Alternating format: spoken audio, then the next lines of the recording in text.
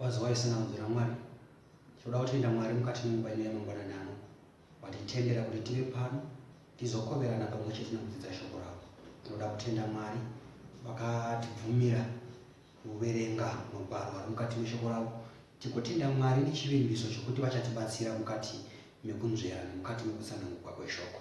Mukati menguva ino yamangwanani ano tinoda kuva kurava rugwaro ruri bhuku raDeuteronomy chapter 2 verses 1, 2, 3 pamwe chete na 4. Inoti zvino takadzoka tikafamba tichipinda murenje nenzira inoenda kugungwa dzvuku sezvandakaudzwa naJehovha, tikapota-pota gomo reSeiri mazuva mazhinji. Zvino Jehovha akataura neni akati, mapota-pota gomo iri nguva yaringana, dzokai muende nechekumusoro. Rayira vanhu uti munofanira kupfuura nomunyika yehama dzenyu vana vaEsau vagere Seiri, ivo vachakutyai, saka chenjerai. Mwari dero ngakomborera kuverenga kweshoko ravo. Musoro wenyaya unoti tapota-pota zvaringana, tapota-pota zvaringana. Tiri kuverenga nhoroondo yavana vaIsraeri vari mukati megwendo kubva Ijipita vachienda Kenani. Vari kufamba vakatarisira kundosvika kunzvimbo inoerera uchi nemukaka. Samafambiro pamwe avari kuita atiri kuita mukati megwendo rwechikristu, tichibva kunyika yezvivi, tichibva kuzvivi tichienda mukati menyika yeKenani. Tiri kutarisira tine shuviro yekuti rimweni rezuva musi Jesu Kristu waanouya tichatamba semhuru tichipinda mukati memazambara matsvene. Tiri kutarisira kuti dei Jesu vanga chiuya, hongu Jesu chiuyai. Tiri kutarisira kuti dei zvaitika nhasi, hakuna wandinoziva mukristu ari kushuvira kunge ari pano zuva ranhasi. Hakuna mukristu wandinoziva anoshuvira kuti dei Jesu varega kuuya. Asi tose tiri kushuvira kuti denga idzva nenyika itsva zvasvika. Tinongori neminamato yokuti Mwari tatambura pano panyika. Mwari nyika isi kutiitira zvakanaka. Mwari ugwere hwanyanya pano panyika. Mwari zviri kuitika panyika, nhamo zvawanda, dei nyika yedu isina ugwere nenhamo yasvika. Asi zvinorwadza mukati menyika. Tiri kufamba mukati megwendo, tiri kufamba tichienda Kenani, tiri kufamba misi nenguva, tiri kufamba usine sikati, tiri kunamata, tiri kuzira, tiri kuzvinyima zvokudya. But zvinondigwadza ndezvokuti kana tichiverenga bhuku raDeuteronomy chapter 2 rinoti zvino takadzoka tikafamba, zvino takadzoka. Mashoko asinganakidziwawo. Unoziva kana munhu achikuda muimba yake so achiti ari kuinda kudhorobha, achiti ari kuinda kubhazi, hatina kigwi nokuti afamba ari pakati pegwendo totizve adzoka. Afamba ari pakati pegwendo totizve adzoka. Afamba ari pakati pegwendo totizve hatinzwisisi nokuti bhazi rinosvikira pakusimuka, ndege inosvikira pakusimuka. Tiri kuti kufamba gwendo gokuenda uchidzoka, gokuenda uchidzoka. Denga rinodzamara mutsa wavhagwa savasikana vane 10 usina kugadzirira. Jesu vanodzamara vauya usina kugadzirira. Tiri kufamba mukati mechikristu chine vanhu vaita fambe dzoke, fambe dzoke, fambe dzoke. Nhasi mukristu mangwana muhedheni, nhasi ari kuchechi mangwana ari kun'anga, nhasi ari kuchechi mangwana ari kubhawa, nhasi ari kuchechi mangwana ari kupikisa dzidziso yechechi. Tiri kufamba pakati mukati menzira namakristu ari kufamba gwendo gusingasvikwi. Zvikanzi kwaibhasikiti ravatarubva ngokuti mberi rinorukwa, sure rinorukwa, hakuna kwaunosvika. Zvikanzi haizve, zvikanzi takati tichifamba ndokubva tadzoka. Mbozvibvunza mukati mechikristu chako, hausi kudzoka here kwawakabva? Zuro wakanga uri mukristu waiva ari nani, nhasi wamuka wakatonhora. Hausi kudzoka here kuchikristu kwauri. Tine makristu so vane madays okusimba pachikristu namadays okudonha pachikristu. Nhamo kana ikasvika so vanodonha pachikristu, kana zhara ikasvika so vanodonha pachikristu. Vandeya panzvimbo imwe so nhasi vanomuka vakasimba, mangwana vagomuka vakaderera, mangwana vanomuka vakaderera kwera, mangwana vagomuka vakasimba. Ndiri kungokuvhunza zuva ranhasi sangano, ndiri kungokuvhunzawo zuva ranhasi, ukuvhunza zuva ranhasi, hausi kufamba chikristu chafambe dzoke. Kana muchidzira nevhesi inoti takadzoka tikafamba tikapinda nemurenje, tikapinda murenje nenzira inoenda kugungwa dzvuku. mubvunzo so unongoti pauchiri kufamba hausati watanga here kupinda murenje. Vanhu vanodzoka kubuda panzira yechikristu so kufamba kutevera kufamba kupinda murenje kufamba so kupinda murenje kufamba vagofamba munzvimbo isina chikafu. Bhuku raMathew chapter 4 inotaura zvokuti munhu hagoni kurarama nechingwa bedzi asi neshoko rinobuda mukati mebhaibheri, shoko rinobuda mumuromo maJehovha. Kubuda kubva kupinda murenje matisingawani chikafu, kupinda murenje musina kana vhesi inoverengwa, kupinda murenje musina dzidziso dzaMwari dzaanowana, musina chaanogona kubuda akabata, kungopinda so murenje mokuti apinda manoti ndiri kufamba mukati megwenyu, ndiri kukura kubva pane kumwe kutenda ndichipinda pane kumwe kutenda, agoti akagara pamusangano kana pakereke paari mukati megwenyu gwechikristu agopedza zuva rose asina chimedu chechikristu chaawana, agopedza zuva rose pasina vhesi imwe yaverengwa pati vachiudzana kuti tiri kufamba. Unozoona vaIsraeri vaifamba vavasina kumira, ndikuudza chokwadi vaifamba, but vaifamba murenje, vaifamba asi vaifamba murenje, kufamba cheko kuti unotozviudza kuti hai nhasi ndanga ndiri pakati pachikristu, mangwana ndinomuka ndiri pakati, ugozviudza kuti nhasi ndandiri pakati, hai zulo ndandiri pakati, ndakwira ndiri pakati. Unofamba ugozviudza kuti zulo taiva apo, nhasi tagona kubata tatava pano, mangwana tichakuda kubata tava papo, ugopasvika pati dambudziko uchifamba chausingavoni uri kupota munzvimbo imwe chete pagomo reSiye. Uchifamba uchiona progress, mukati mokuona progress unokaruka uri pawakanga uri vhiki yapera.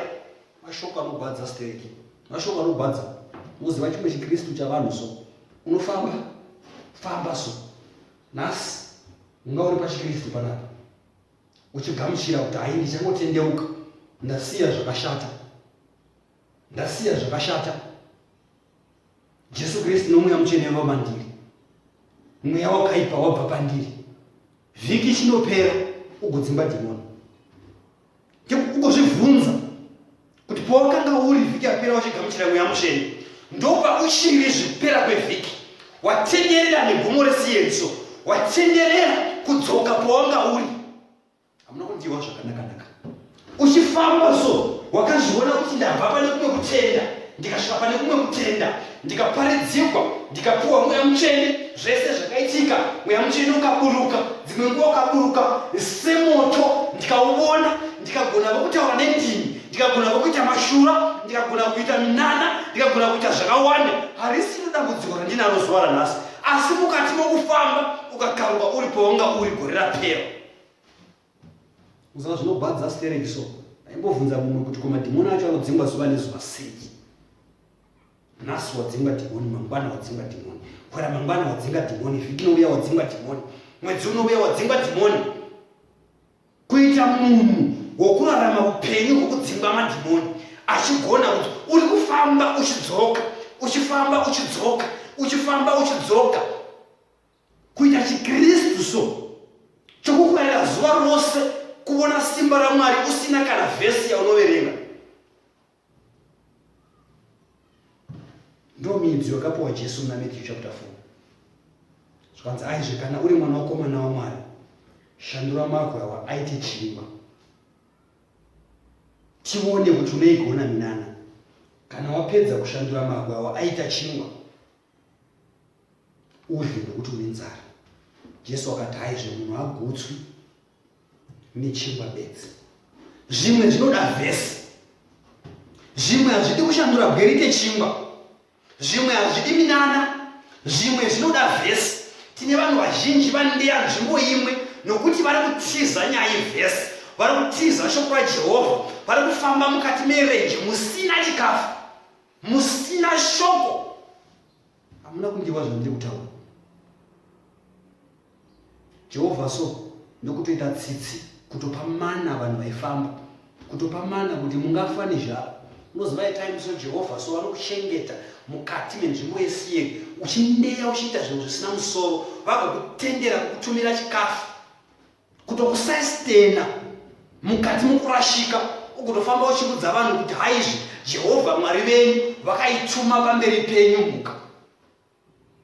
Pota zvaringana. Jehovha vari kuti ndeya zvaringana imbokwidzavo nechikumusoro mbogamuchira kuti haizvi pano hapadi minana hapadi ndishandure magwe aite chingwa pano panoda ndiverenge vhesi kuti zvandiri kuita zvinoita irezvi koze zvimwe vanhu tarashika mukati memagwara aMwari nokuda kweminana vamwe tarashwa mukati memagwara aMwari nokuda kwekutevera ruponeso vamwe tarashwa mukati memagwara aMwari nekuda kwezviri kuitika zvatinoona so chapter 13 verse 13 yaRevelation ikati aizvo wakaipa Satani uchatoiburusa zvekutoita minana kusvikira pakuburusa moto so vanhu vakatarisa kuti aizvo moto uyo uri kuburuka uyo moto uri kuburuka moto uri kuburuka vakazviona zvisi zvinhu zvinofanira kuti kahlamadza izvo chinofanira kuti kahlamadza nechekuti matiri kufamba murenje mune chikafu ire chinobva kudenga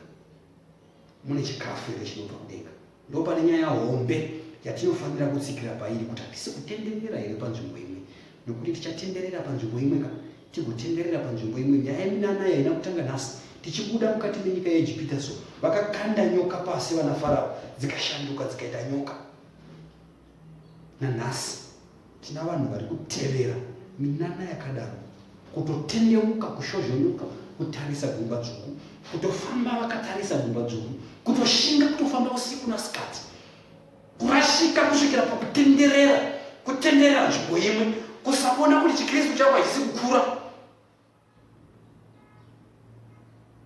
Hamusi kundinzwa noziva kana munhu achitenderera panzvimbo imwe so anobva apo oti izvi ndasiya zvakashata ndasvika pane zvimwe zviri nani agobva apa agoti hai ndasiya zvakashata ndasvika pane imwe level agobva apa agotenderera kusvika adzoka paanga asingadi paakabva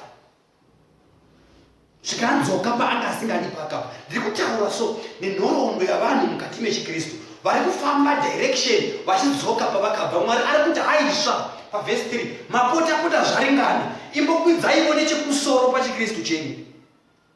Musi kundiwa zvakanaka kwidzaivo nechekumusoro.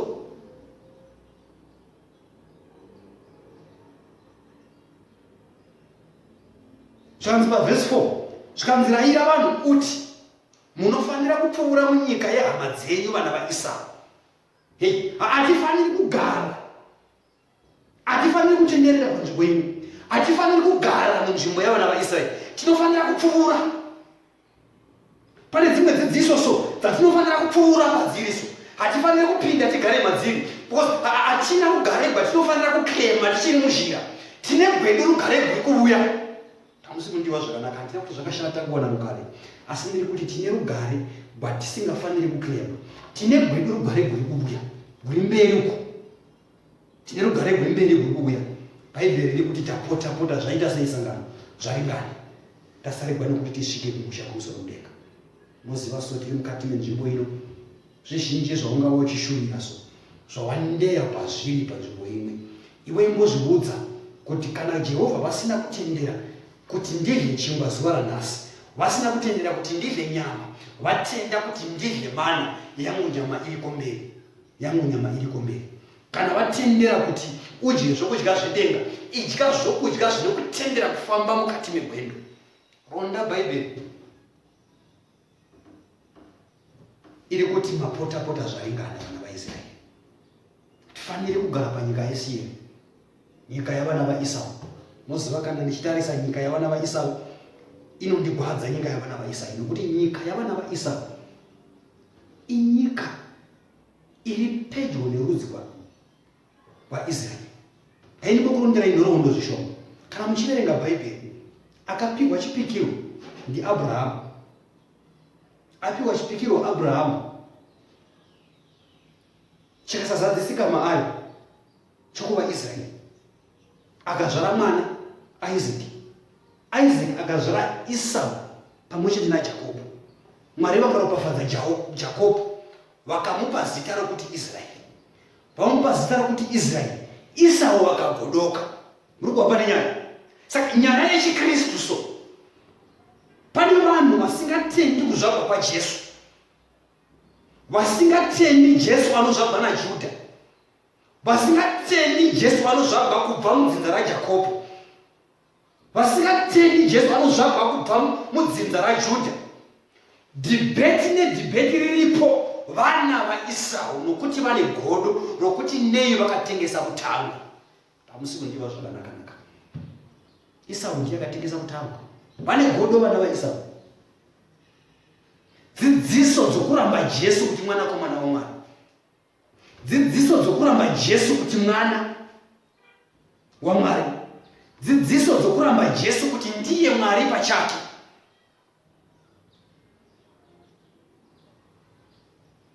Tkanzi pakutanga shoko rakanga ririko. Tkanzi shoko iri rakanga riri Mwari.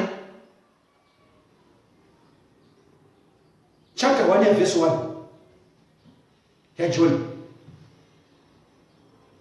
1 Timothy chapter 3 verse 14. Tkanzi hakuna ungaramba kuti chakavanzika ichi chikuru nokuti iye akaratidzwa panyama. Rechirungu no mamwe maversions okuti nokuti Mwari akaratidzwa munyama. Tiri kurarama mukati menguva sangano kana masangano ari kumira padhibheti muzvito nemukutaura vachiramba Jesu Kristu. Bhaibheri roti Mwari havana kufara nengari yekufa kwamakwai neuku, nengari yekufa kwembudzi namakondoro, nengari yekufa kwamaguru nemombe. Vakazvidira chipiriso ibhuku ravaHebheru chiri Jesu Kristu. But nhasi pane muKristu ari kunyatsokushumba kusumuka akabata huku achienda kundochenuka. Ari kushumba kusimuka akabata mbudzi achienda kundochenuka. Kuramba Jesu Kristu. Dzidziso yapasiyeri. Kutenderera pagomo rasiyeri usati wasvika Kenani. Kutenderera padzidziso yavana vaEsau vasingadi Jesu nokuda kwegodoro radzitateguru wavo akatengesa mutango. Nanhasi tinavo vasiri vaEsau vari kupindira godo ravasingazivi kwarakabvira. Murume mukuru, mai vakuru, mai huruguru inonyatsokusumuka kuti haizve dei takawana Jesu wavanhu vatema. Ani Jesu ndewavarungu kana kuti Jesu ndewaMwari, mwanakomana waMwari.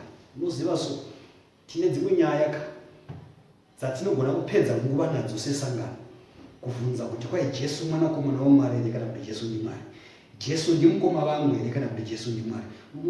Unoziva so hatingambowisisi Mwari. Ndosaka akati ndichava iwa ndichava Jesu Kristu mugamuchireya ari saMwari nomuponesi wedu. Nyaya dzingavamo tigovhiringana namavhesi inyaya dzatisingafaniri kuatenda nokuti tiri mukati megwendo. Tinofanira kusvika. Verse 9 inoti zvino Jehovha akati kwandiri,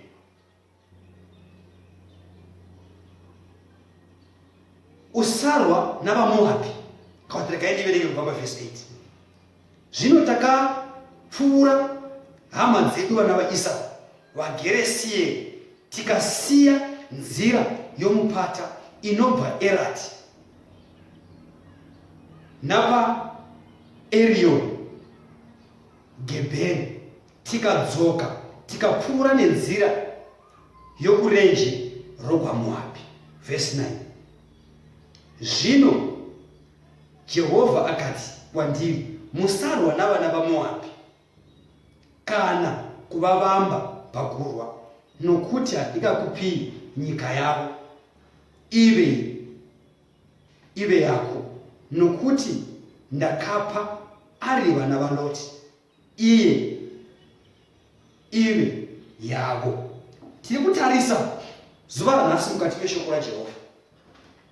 Tiri kutarisa shoko raJehovha riri kutiudza kuti mukati mokupfuura nemunzvimbo yaEsau tinopfuurazve nemuvana vaLoti vane dzidziso dzavakatora kubva Sedhomu neGomora, vasingagoni kuparadzanisa murume nomukadzi, vasingagoni kuziva chakapisisa Sodhoma neGomora, vasingagoni kuparadzanisa mwana nababa,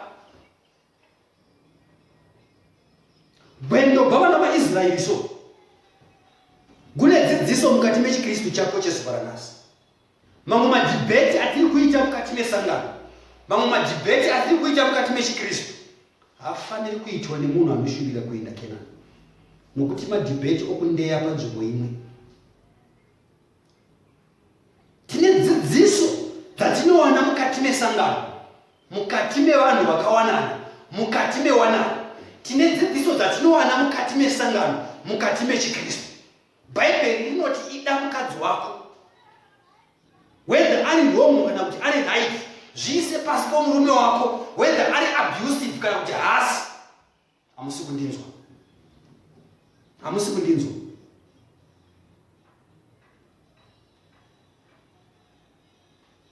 Amwe atinoti matambudziko atinofanira kuisa solution, haadi solution anoda kunamatirwa. Dambudziko ravana vaMoabhu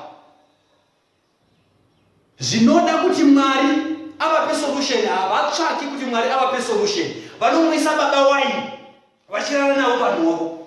Tine tsika dzatatora zuva ranhasi dzokuti kana zvakashata zvaitika tava kutsvaka kuda kutora solution. Isu hatisi kuda kutenda kunamata kuti Mwari vatipe solution. Pamwe hauna kugara zvakanaka mukati memhuri yako, wafunga kuti pamwe nzira yenyika yavana vaMoabhu ndiyo iri best. Regai ndikuudza, chenjera kupota-pota nzvimbo imwe, chenjera kupota-pota nzvimbo imwe. Mwari kana vakatida mukadzi wako, vakamuti muni yakadaro sezvaari izvozvo, kana paine dambudziko riise pamabvi, unamatire mukadzi wako. Mwari kana vakati zviise pasi pomurume wako, vakati zviise pasi pake akadaro. Kana akonewa kukuda, zviise pamabvi, zviise pamabvi. Mwari vapindire. Moziva tine mamwe masolution atava kutora zuva ranhasi, ava kungoti dzosa tichipinda nemukati menzira irenje. Tiri kufamba mukati mechitendero china vanhu vari kuramba Jesu Kristu zuva ranhasi. Tiri kufamba mukati mechitendero china vanhu vari kuataka Jesu. Regai ndimbodzoka panyaya yemaMoabites. Munongoziva so Bhaibheri mukati mebhuku ravaEfeso chapter 5 verse 25 rinoti kwai, verse 25, imi varume idai vakadzi venyu saKristu akadawo kereke akazvipa kwaari. So nedzimwe nzira mukadzi ikereke, nedzimwe nzira murume ari kutora chine nzvimbo chaKristu. Saka nedzimwe nzira, dzimwe dzidziso dziri kuuya so kana dzichiti mukadzi nemurume vakainzana, Satani haagwisani nokuinzanisa mukadzi nemurume. Haizva, ari kugwisanisa nokuinzanisa kereke nesangano, kuti kereke iudzewo Mwari zvokuita. Hamusi kundiwa zvakanaka. Ngekuti tine dzimwe dzidziso dzatiri kutora so dzichatindeyesa, dzigotindeyesa mukati menzvimbo yeMoabhu, dzigotindeyesa mukati menzvimbo yeGomo reSeiri, tisina kwatiri kuenda. Tigofunga kuti taita development, tagona kudiscover izvi. Tigofunga kuti taita development, tagona kudiscover izvi. Tigofunga kuti taita development, tagona kudiscover. Tiri kutevera nyika isina kwainoenda. Nyika haizivi Kenani, haisi kuinda Kenani. Iri right kana ichingotenderera paGomo reSeiri, iri right kana ichingotenderera paMoabhu. Asi iwe uri mukati megwendo apa inodika. Tinofanira kubva pane zvinhu tichinda pane zvinhu. Kana tapinda mumatambudziko, matambudziko edu tinomapedza namabvi. Hatimapedzi nokuchinja shoko raJehovha, tinomapedza namabvi. Dzimwe nguva murume wako ari abusive, nyaya haasi marights, kunamatira murume ari abusive. Dzimwe nguva mukadzi hakutereri, nyaya kunamatira mukadzi asinganzwisisi. Famba mukati menzvimbo nedzidziso so. Verse 31 yavaEfeso chapter 5 inokuudza kuti chakavanzika chikuru ichi handitauri pamusoro pemukadzi nemurume, inotaura pamusoro pekereke naKristu. Dzimwe dzidziso dzanogona kudaidzira so hadzisi kutsvaka kukusimudzira mukati memuchato wako, dziri kutsvaka kudzisira chakawanzika chikuru chiri pakati paKristu nekereke. Basi mharidzo yawaparidza so iri kupikisana nezvauri kutenda. Wadzoka sure, wakakufamba wakatarisa gungwa dzvuku iwe uchienda Kenani. Pachinhambwe chekutarisa Jorodhani watarisa gungwa dzvuku. Pachinhambwe chekukwira pachitendero wakakufamba wakatarisa sure. Tine madhibetes asingafaniri kuva mukati mesanganiso nokuti tiri kuenda mberi. Zvikanzi neBhaibheri zvikanzi haizve musagwa namaMoabhites. Musagwa namaMoabhites. Unzifamba uinde. Famba ingofamba uinde. Uziva kana zvikataurwa so zvikataurwa zvimwe siyana nazvo. Ukava wachiti kwai equal rights iwe siyana nazvo. Namatira murume wako ushinda. Ukava wachiti kwai vakadzi une right yokuramba mukadzi. Sezvinotaura mutemo. Unoti kwai murume mukadzi tamisa paequilibrium ava nama-equal rights. I'm not against that. I'm not against that. But sezvazvinotaurwa rinodzoka zvemutemo woti asi murume haana right yokuramba achida munhu wasingadi. Shoko raMwari hatitiudzi izvozvo. You are obliged kuda mukadzi wako. Bhaibheri rinoti ida mukadzi wako sezvo Kristu vakada usangano. Vakakuda iwe newewo ida. Uchitadza Kristu vakakuda, idawo mukadzi wako. Da mukadzi wako zvakadaro. Same thing. Kereke ichifanira kuzviisa pasi paMwari. Newe mukadzi zviise pasi pomurume. Kana zvakona kufamba zvakanaka, fugamai semuri pamabvi. Munamati. Kana nyika ikataura zvayo, siyai itaure. maMoabhites siyai vataure. Siyai taure maMoabhites. Muziva so tine dambudziko rokuti same problem yeabuse iri kuwanikwa kushe tiri kuiwana ichitenderera mukati menzvimbo yesangano, mukati memaKristu. Dzimwe nyaya dzatisingafaniri kutaura nezvadzo samaKristu tava kutaura nezvadzo pamusoro. Takutaura pamusoro padzo samaKristu. Unoziva zvinhu zvinogwadza stereki, zvinhu zvinogwadza kutsvaka solution yeabuse muKristu.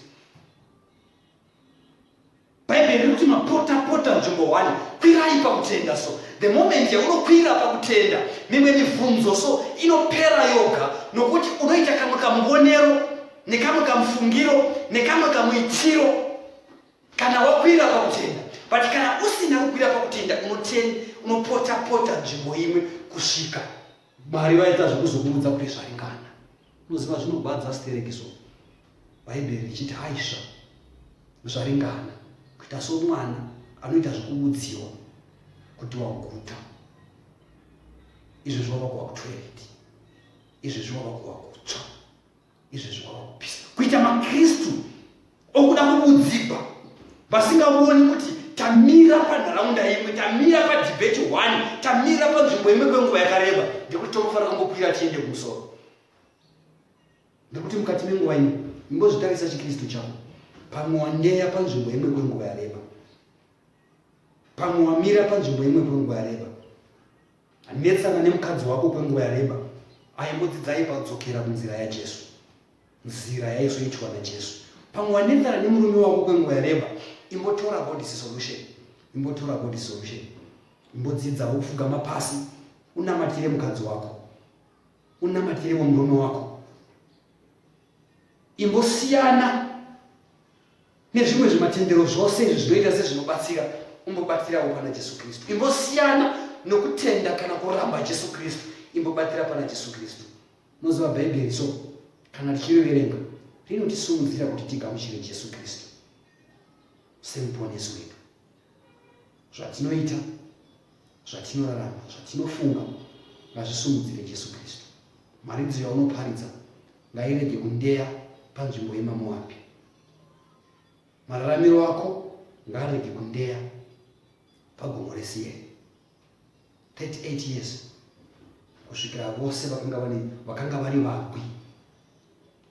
vagwi, vaidzi varume vakasimba, zvimwe hazvidi kugwa. It's not by might or by power, but by the Spirit of the Lord. Kuti ugare zvakanaka zviri simba zvinoda kuti Jesu apindire.